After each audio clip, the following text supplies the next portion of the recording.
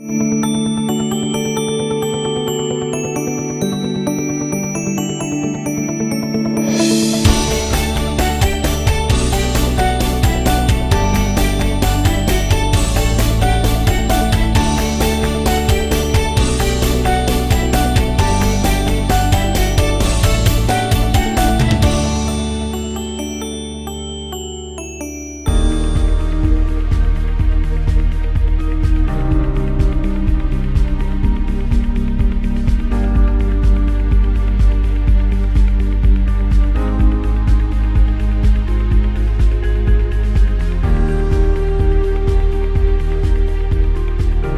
ี่จับเขียดครับ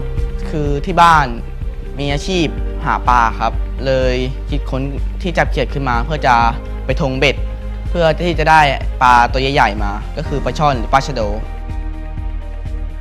คือได้มาจากคนที่บ้านครับคนที่บ้านเคยทำและมันพังง่ายครับเลยคิดค้นขึ้นมาใหม่แล้วก็ลองทำก็ใช้ขวดแล้วก็ท่อนท่อ PVC ขนาด6 ขุนตัดมาเท่าที่เราจับได้แล้วก็เจาะรูแล้วก็ประกอบกัน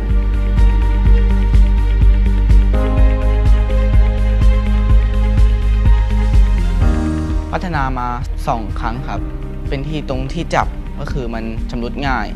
เมื่อก่อนมาจับได้สัก2-3 ตัวก็มันก็ชำรุดก็คือใช้ปืนกาวยิงไม่ให้มันหลุดง่ายแล้วก็ลองก็ไม่พังไม่ชำรุดง่ายครับขวดหนึ่งบรรจุได้ประมาณ50 ตัวได้ครับเป็นมีประโยชน์แล้วก็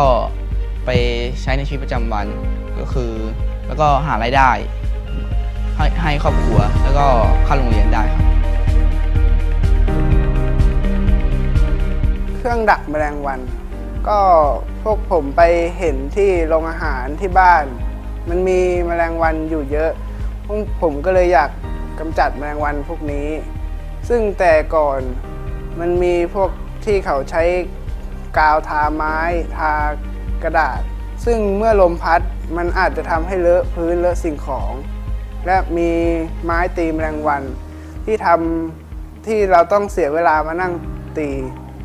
เราก็เลยคิดค้นเครื่องดักแมลงวันนี้ขึ้นมาที่ไม่ต้องเสียเวลาไปนั่งเฝ้ามันและไม่ทำให้เลอะพื้นสิ่งของ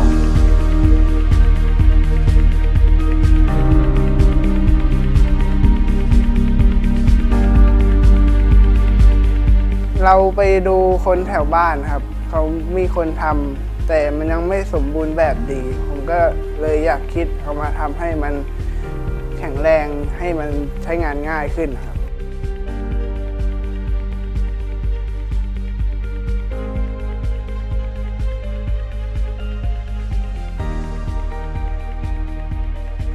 อันแรกผมใช้ท่อในการให้แมลงวันเข้าไปมันเกิดปัญหาคือท่อมันมีขนาดเล็กแมลงวันไม่สามารถเข้าไปได้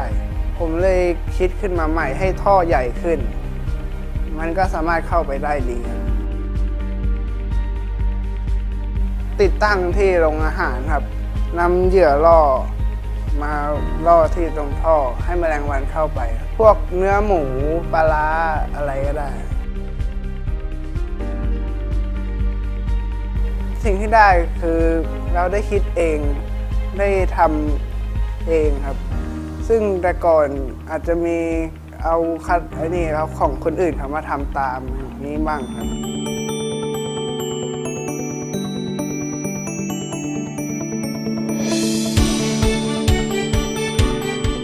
บทบาทของวิชาคณิตศาสตร์ที่เกี่ยวกับตัวโครงงานนี้ก็คืออย่างเช่นมันไม่หนีไม่พ้นเรื่องการวัดนะครับเรื่องการวัดการคำนวณแล้วก็การคิดแบบตรรกะอย่างเช่นโครงการแมลงวันตอนแรกทำประดิษฐ์ขึ้นมาเขาก็ออกแบบโครงร่างเสร็จแล้วมันเกิดปัญหาแล้วก็ให้เด็กมานั่งวิเคราะห์ว่ามันเกิดปัญหาตรงไหนปัญหาของมันก็คือว่าช่องที่จะให้แมลงวันมันเข้าเนี่ยมันเล็กเกินไปเพราะฉะนั้นเราก็ให้วิธีการว่าแล้วจะแก้ไขอย่างไรที่จะทำให้แมลงวันมันเข้าเพราะฉะนั้นก็ต้องขยายช่องให้มันใหญ่ขึ้นและวิธีการขยายจะทำอย่างไรนั่นก็คือแนวทางให้เด็กเขาคล้ายๆคำถามป้อนและให้เด็กเขาได้แก้ปัญหาไปทีละเปราะๆนะครับไม่ให้เขาเกิดความท้อแท้ในการทำงาน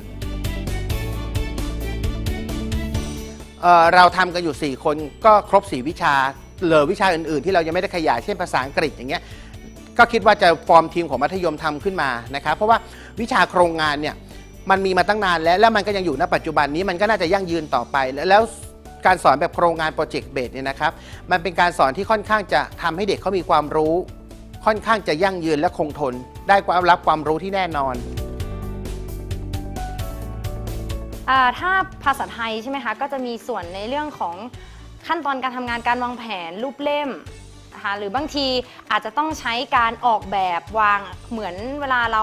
จำลองอย่างเงี้ยค่ะสร้างแบบจำลองขึ้นมาก็จะต้องมีการออกแบบภาพเขียนสคริปต์อย่างเงี้ยค่ะก็จะใช้ภาษาไทยเข้าไปช่วยรูปเล่มรายงานแบบเนี้ยค่ะ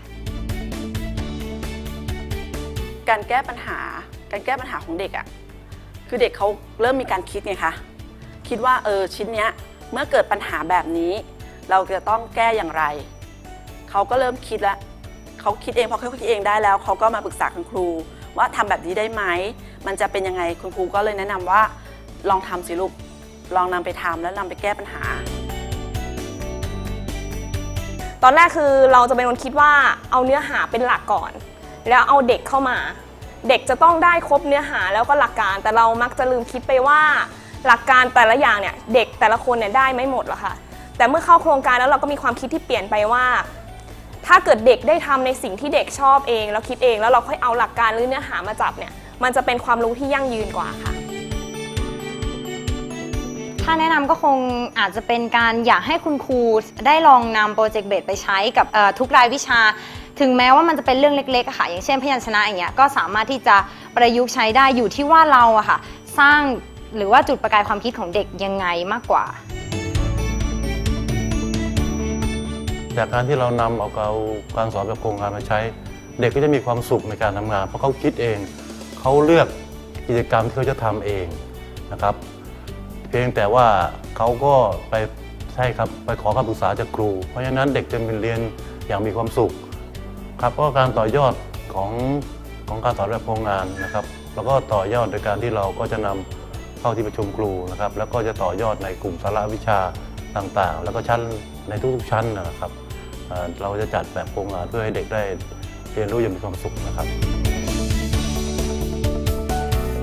ก็ต้องขอบคุณโครงการดีๆค่ะที่ Pro Intel ได้เห็นถึงความสำคัญของการเรียนการสอนของนักเรียนที่อาจจะอยู่ต่างจังหวัดแต่ว่าคือกระบวนการสอนต่างๆที่อาจจะยังไม่เข้ามาถึงแต่คุณครูก็ได้ฝึกกระบวนการต่างๆถ้าฝากถึง Boeing ก็ต้องขอบคุณทางทีมงานของ Boeing นะครับที่หันมาเห็นความสำคัญของการศึกษาแล้วก็ให้การสนับสนุนมาเป็นระยะเวลานานหลายปีแล้วก็มีพัฒนาการอย่างต่อเนื่องนะครับเริ่มต้นอาจจะครั้งแรกก็คือพัฒนาครู